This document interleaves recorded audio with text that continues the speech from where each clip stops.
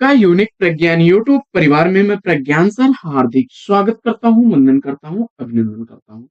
प्यारे साथियों, अगर आप टीजीटी, पीएचडी जैसी प्रवक्ता, एलटी गेट, यूजीसी नेट जैसे विभिन्न प्रतियोगी परीक्षाओं की तैयारी कर रहे हैं, तो आपके लिए वीडियो होने वाला है काफी महत्वपूर्ण, क्योंकि आज की इस पाठचर्या में हम लोग शामिल कर रहे हैं विगत वर्ष पूछे गए कुछ प्रमुख कथनों को, और इन कथनों का अध्ययन और रिवीजन आपके लिए बहुत इंपॉर्टेंट होने वाला है साथियों। इस पाठचर्या को प्रारंभ करें इससे पूर्व अगर वीडियो को पहली बार देख रहे हैं तो आज चैनल पर नए हैं तो कृपया चैनल को सब्सक्राइब, वीडियो को लाइक और शेयर करना बिल्कुल ना भूलें। आपके लाइक शेयर सब्सक्रिप्शन से हमको मिलता है पुनर्बलन ऐसी ही पाठचर्या प्रतिदिन लाने के लिए।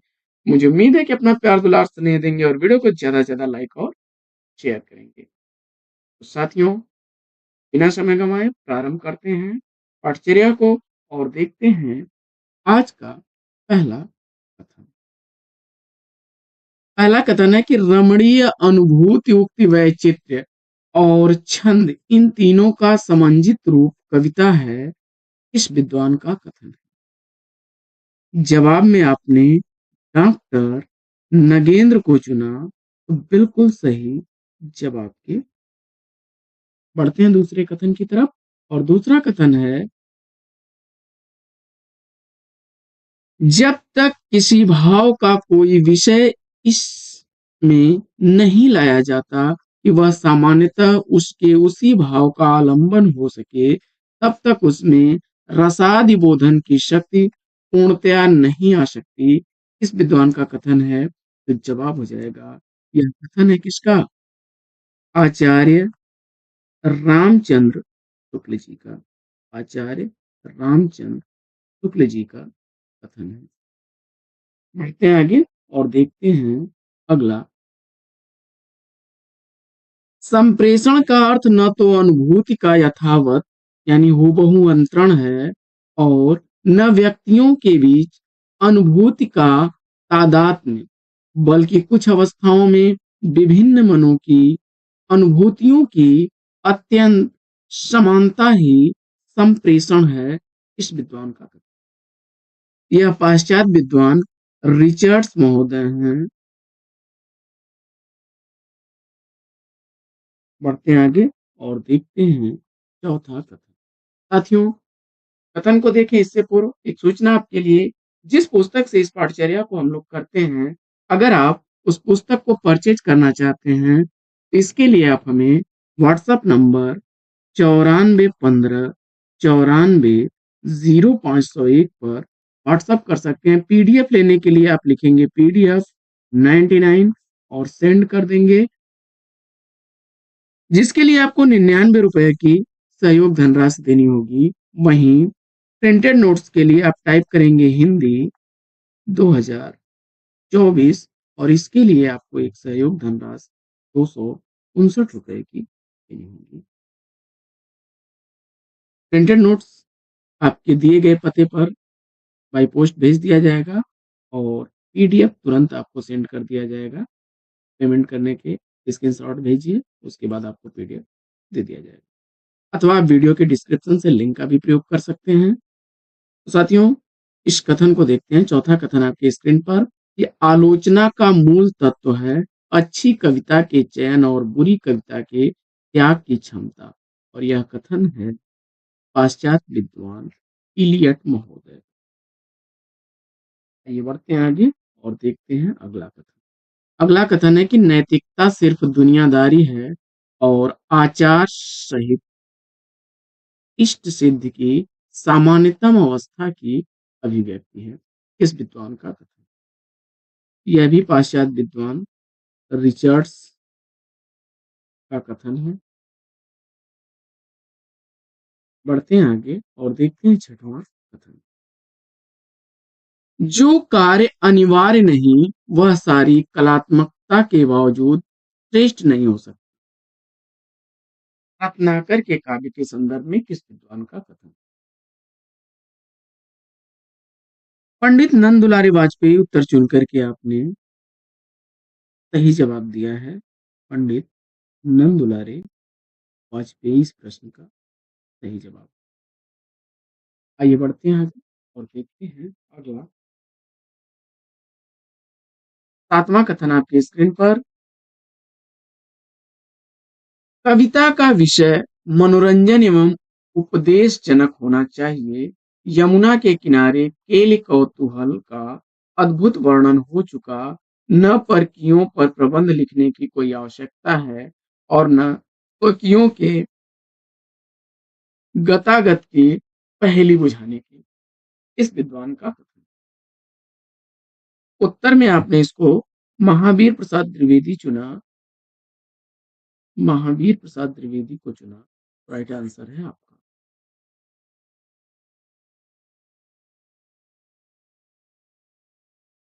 अगला कथन साथियों, आठवां प्रश्न आपकी स्क्रीन पर कि सुख दुख की भावावेशमयी अवस्था विशेष का गिने चुने शब्दों में स्वर साधना उपयुक्त चित्रण कर देना ही गीत है किस विद्वान का कथन। और उत्तर में आपने महादेवी वर्मा चुना। महादेवी वर्मा।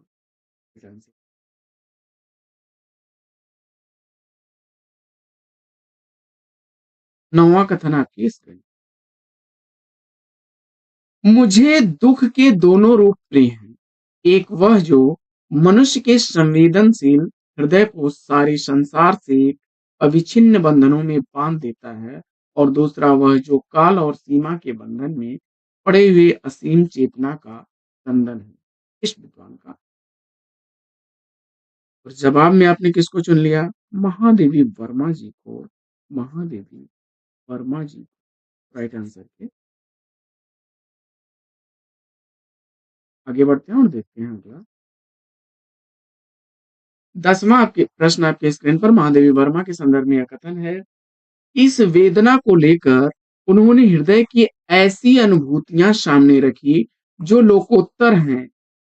कहां तक वे वास्तविक अनुभूतियां हैं और कहां तक अनुभूतियों की रमणीय कल्पना, यह नहीं कहा जा सकता। महादेवी वर्मा के संदर्भ में इस जवाब में आपने आचार्य रामचंद्र शुक्ल को चुना। राइट आंसर के।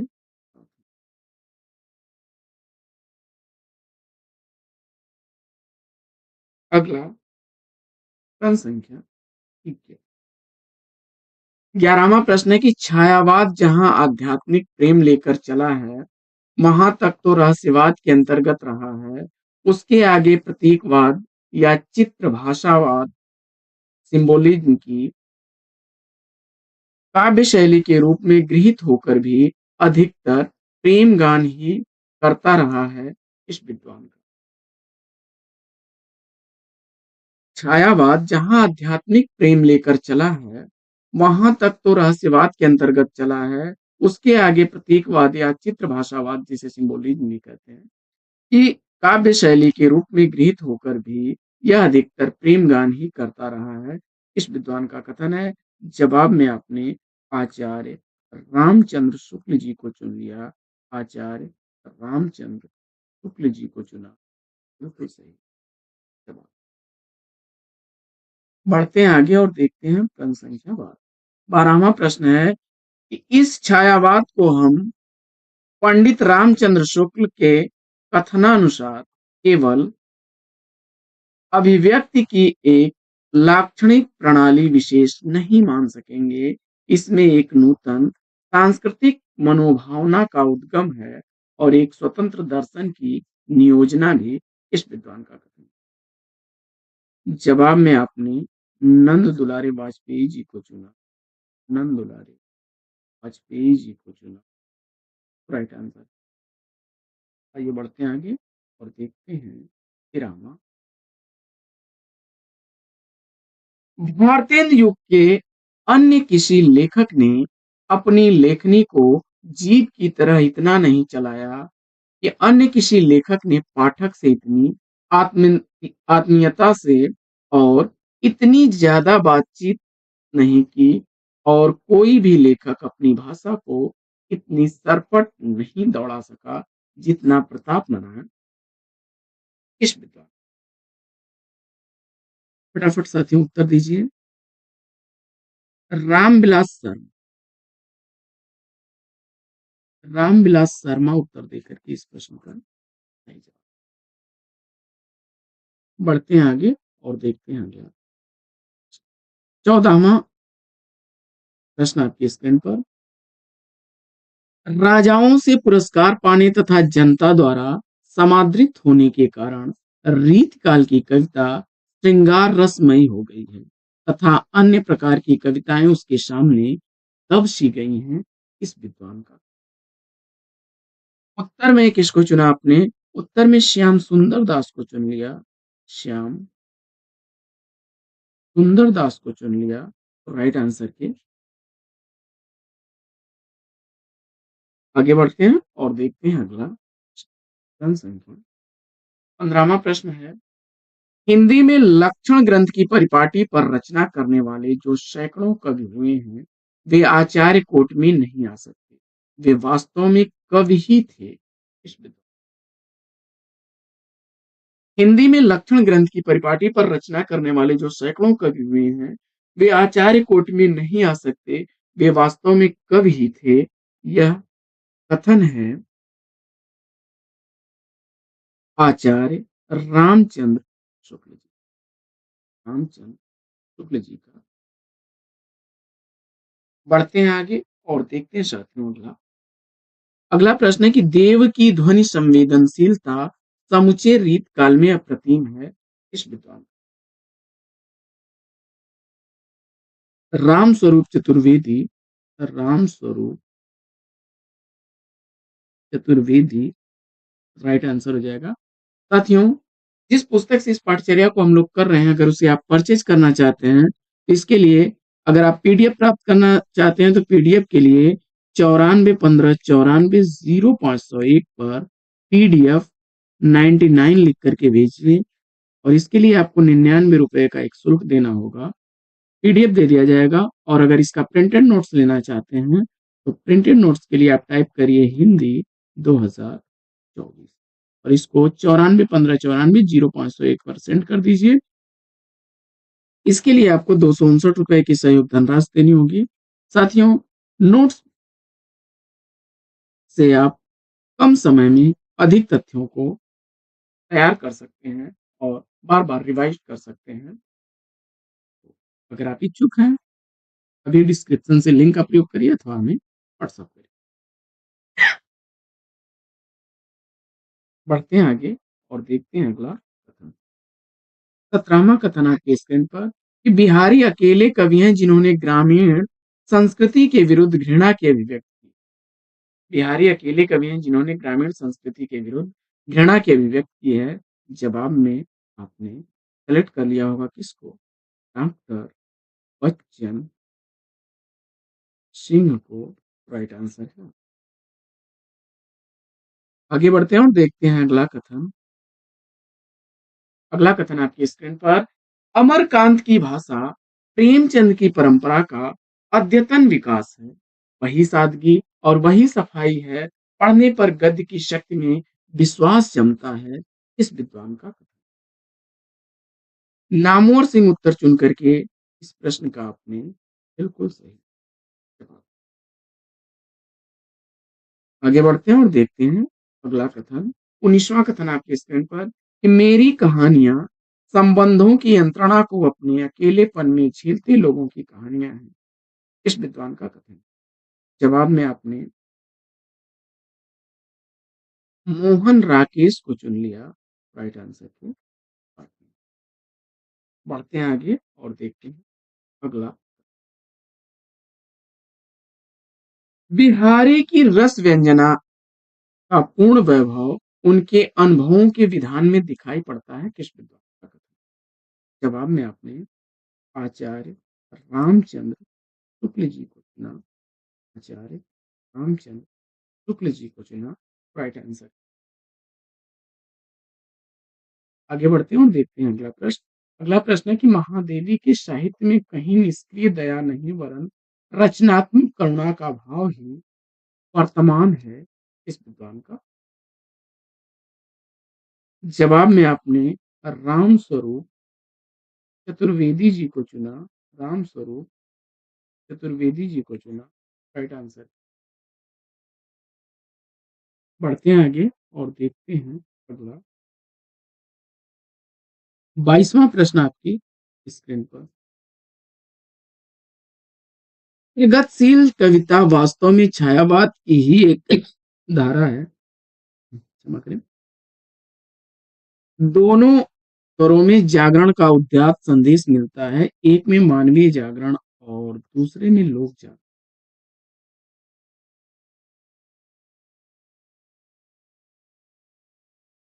यह सुमित्रानंदन पंत जी का कथन है।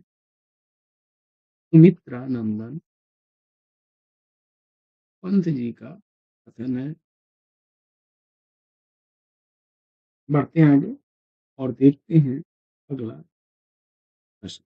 23वां प्रश्न आपके स्क्रीन पर। त्रिलोचन प्रगतिवादी थे, नहीं उन्हें ग्रेस मार्क कर प्रगतिशीलों में शामिल किया गया। यह बच्चन सिंह का कथन है। डॉक्टर बच्चन सिंह का कथन। पढ़ते हैं आगे और देखते हैं अगला। 24वां प्रश्न आपके स्क्रीन पर कि मेरी कहानियां संबंधों की यंत्रणा को अपने अकेलेपन में झेलते लोगों की कहानी। यह किसका कथन है? तो मोहन राकेश उत्तर देकर के आप सही जवाब।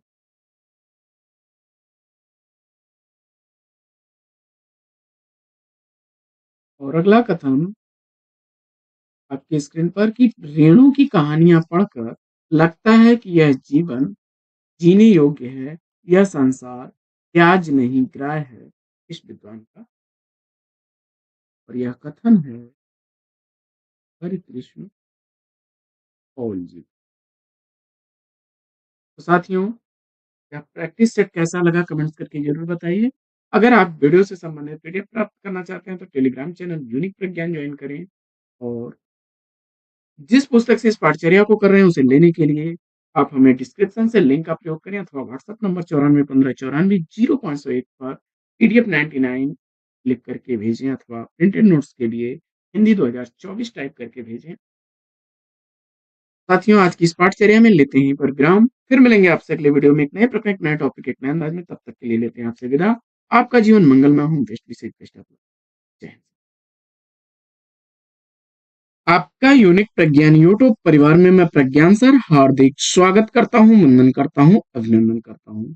प्यारे साथियों, अगर आप टीएसटी पीएचडी जैसी प्रवक्ता LT grade UGC net JRF आदि विभिन्न प्रतियोगी परीक्षाओं की तैयारी कर रहे हैं तो बिल्कुल सही प्लेटफॉर्म पर है और आज का यह प्रैक्टिस सेट होने वाला है आपके लिए महत्वपूर्ण। साथियों, आज के इस प्रैक्टिस सेट में सबसे ज्यादा रिपीटेड होने वाले प्रश्नों को करने वाले हैं और इन प्रश्नों को आपने कई बार पढ़ा होगा, देखा होगा, हल किया होगा। तो हम प्रयास करेंगे कि आज की इस पाठचर्या में इन प्रश्नों को आप 100% सही हल करने का प्रयास करेंगे और मुझे उम्मीद है कि आप 100% इसे सही हल भी करेंगे क्योंकि इन सारे प्रश्नों को विगत कक्षाओं में हम लोगों ने कई बार रिपीट किया है। तो आज की इस पाठचर्या में टेस्ट देखना है आपको कि आप कितने प्रश्नों को सही करते हैं और सभी प्रश्नों को हल करने के बाद कमेंट बॉक्स में जरूर बताइएगा कि आपके कितने प्रश्न सही हुए। तो बिना समय गंवाए प्रारंभ करते हैं आज की इस प्रैक्टिस सेट को और देखते हैं प्रैक्टिस सेट का पहला प्रश्न। तो फटाफट प्रश्न देखिए। सत्य अपनी एकता में असीम रहता है तो सौंदर्य अपनी अनेकता में अनंत, किसका कथन है? फटाफट उत्तर दीजिए और दिए गए विकल्पों में से आपने सही विकल्प के रूप में सेलेक्ट किया होगा किसको? सी विकल्प को। तो सी विकल्प का चयन करके आपने इस प्रश्न का बिल्कुल सही जवाब दिया है। महादेवी वर्मा का कथन है, एक अंक आपके खाते में जुड़ा। बढ़ते हैं दूसरे प्रश्न की तरफ। सबसे ज्यादा रिपीट होने वाला प्रश्न और कई बार परीक्षाओं में हम लोगों ने किया है। वेरी वेरी इंपॉर्टेंट प्रश्न है कि आध्यात्मिक रंग के चश्मे आजकल बहुत सस्ते हो गए हैं उन्हें चढ़ाकर कुछ लोगों ने गीत गोविंद के पदों को आध्यात्मिक संकेत बताया है। वैसे ही विद्यापति के इन पदों को भी किस विद्वान का कथन है?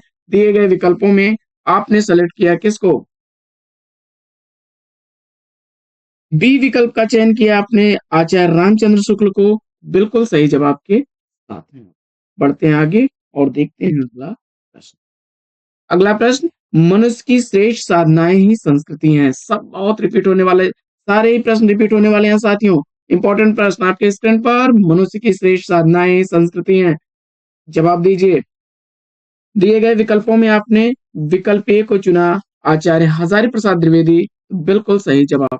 साथियों, प्रमुख कथन विशेष पुस्तक से इन प्रश्नों को संकलित किया गया है। तो अगर आप चाहते हैं इस पुस्तक को परचेज करना, तो अभी हमें व्हाट्सएप करिए 9415 94 0501 पर।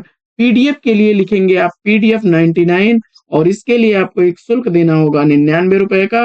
वहीं प्रिंटेड नोट्स के लिए आपको टाइप करना होगा हिंदी 2024 और भेज दीजिए 9415 94 0501 पर।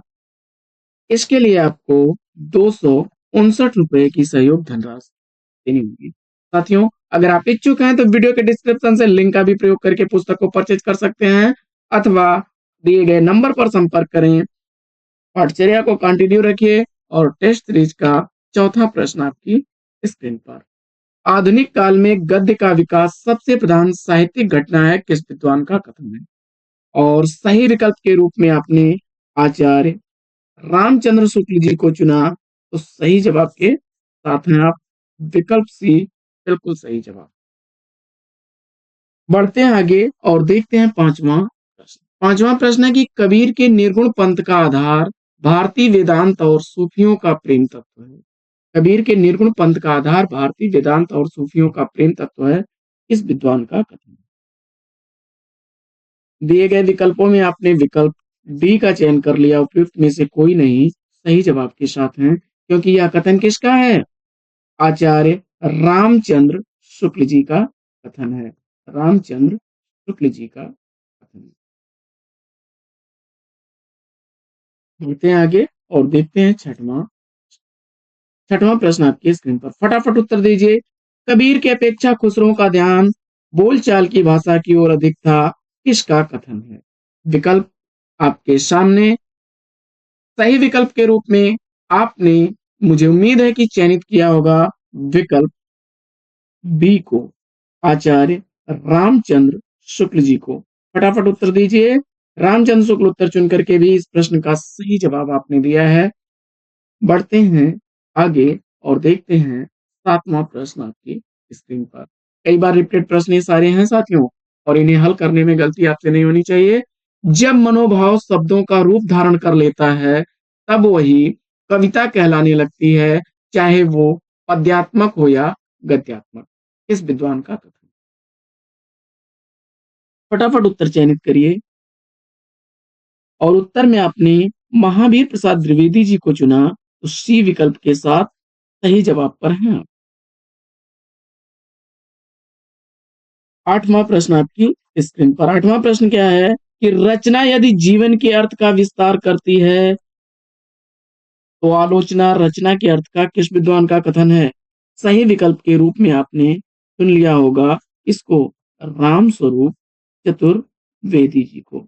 राम स्वरूप चतुर्वेदी जी को चुना होगा, तो विकल्प ए के साथ राइट आंसर पर हैं आप। बढ़ते हैं नौवें प्रश्न की तरफ। नौवां प्रश्न आपकी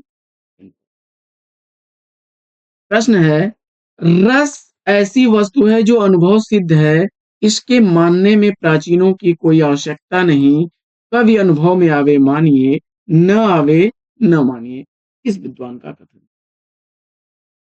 सही जवाब आपने क्या चुना? भारतेंदु हरिश्चंद्र चुना, तो राइट आंसर के साथ हैं आप विकल्प।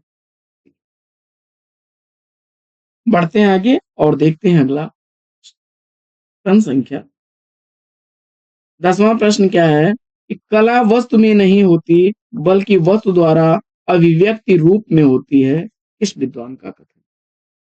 कला वस्तु में नहीं होती बल्कि वस्तु द्वारा अभिव्यक्ति रूप में होती है, इस विद्वान का कथन है। जवाब में आपने क्रोंचे बी विकल्प को चुन लिया, तो राइट आंसर है आप। आगे और देखते हैं अगला प्रश्न। अगला प्रश्न है 11वां। इस साहित्य का उद्देश्य सार्वदेशिक और सार्वकालिक होना चाहिए। हमें अपने साहित्य का उद्देश्य सार्वभौमिक करना है, संकीर्ण एक देशी नहीं, इस विद्वान का कथन। जवाब में आपने किसको चुना? सूर्यकांत त्रिपाठी निराला।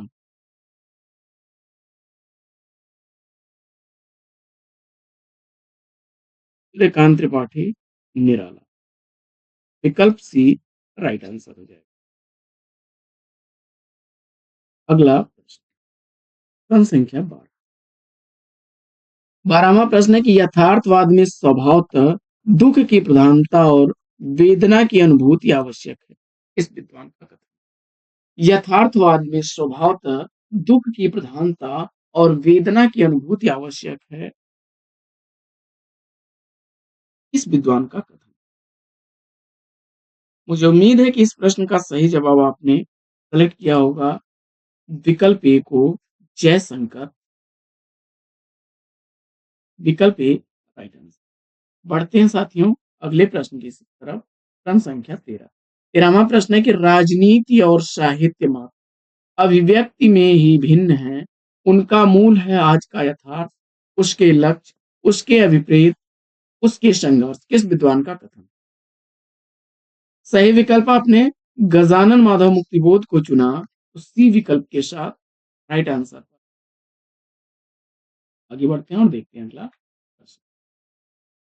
अगला प्रश्न प्रश्न संख्या 14। 14वां प्रश्न है कि हृदय की अनुभूति ही साहित्य में रस और भाव कहलाती है। इस विद्वान का कथन। चिंतामणि भाग 2 से अवतरित यह कथन आचार्य रामचंद्र। आगे बढ़ते हैं और देखते हैं 15वां प्रश्न। 15वां प्रश्न क्या है कि सौंदर्य की वस्तुगत सत्ता और सामाजिक विकास कवि चेतना को निर्धारित कर। इस विद्वान का कथन। दिए गए विकल्पों में सही विकल्प के रूप में आपने रामविलास शर्मा सी विकल्प को चुना राइट आंसर के। बढ़ते हैं आगे और देखते हैं अगला प्रश्न। प्रश्न संख्या 16। 16वां प्रश्न। काव्य तो प्रकृति मानव अनुभूतियों का नैसर्गिक कल्पना के सहारे ऐसा सौंदर्यमय चित्रण है जो मनुष्य मात्र के स्वभावतः अनुरूप भावोच्छ्वास और सौंदर्य संवेदन उत्पन्न करता है। इस विद्वान। जवाब में आपने नंद दुलारे वाजपेयी विकल्प ए को चुना राइट आंसर। आगे बढ़ते हैं और देखते हैं प्रश्न संख्या 17वां प्रश्न कि पूर्ववर्ती व्यक्तिवादी इतिहास प्रणाली के स्थान पर सामाजिक अथवा जातीय ऐतिहासिक प्रणाली को आरंभ करने वाली यह पहली हिंदी पुस्तक है। इस विद्वान का कथन।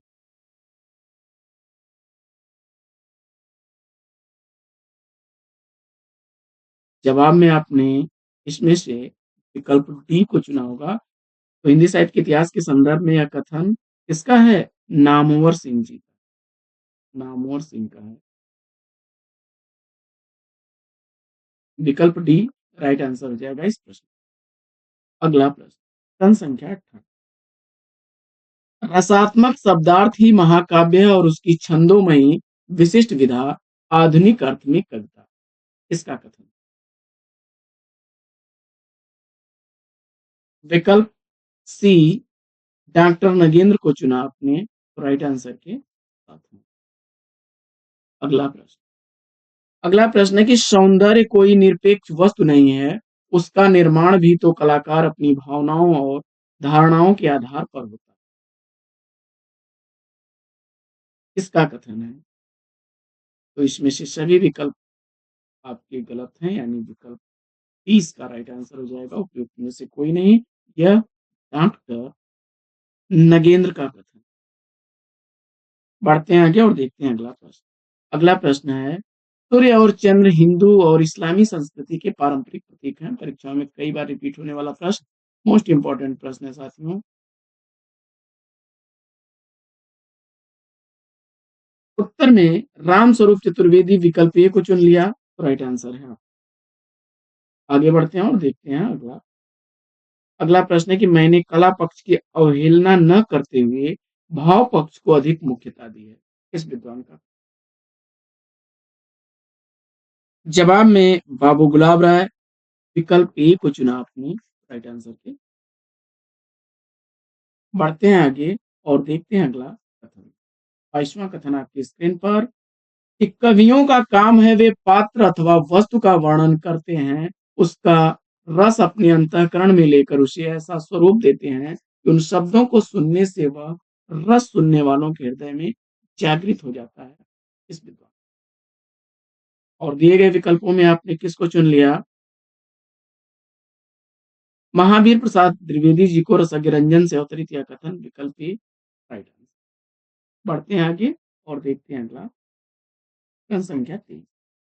कवि जहां जैसा भाव अभिव्यक्त करता है वहां हमारा हृदय भी वैसा हो जाता है। कवि की अनुभूति ही हमारी अनुभूति हो जाती है।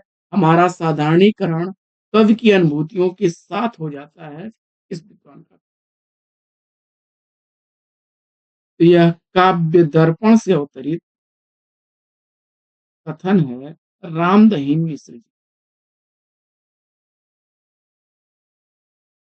रामदहीन मिश्र जी का यह कथन है। विकल्प डी के साथ आप गए सही जवाब। अगला प्रश्न 24वां प्रश्न आपकी स्क्रीन। साहित्य के इतिहास को साहित्यिक बनाए रखना इतिहासकार का केंद्रीय धर्म है। इसके लिए शुक्ल जी से सीखा जा सकता है इस विद्वान। इसमें विकल्प ए, विकल्प बी और सी तीनों ही गलत हैं। विकल्प डी इसका राइट आंसर बनेगा क्योंकि यह कहना है डॉक्टर बच्चन सिंह। डॉक्टर बच्चन सिंह। आगे बढ़ते हैं और देखते हैं अगला प्रश्न संख्या। साथियों, प्रमुख कथन विशेष पुस्तक को अगर आप बाई करना चाहते हैं तो इसके लिए आप हमें मोबाइल नंबर 9415940501 पर व्हाट्सएप कर सकते हैं। प्रिंटेड नोट्स के लिए आप टाइप करेंगे हिंदी 2024 वहीं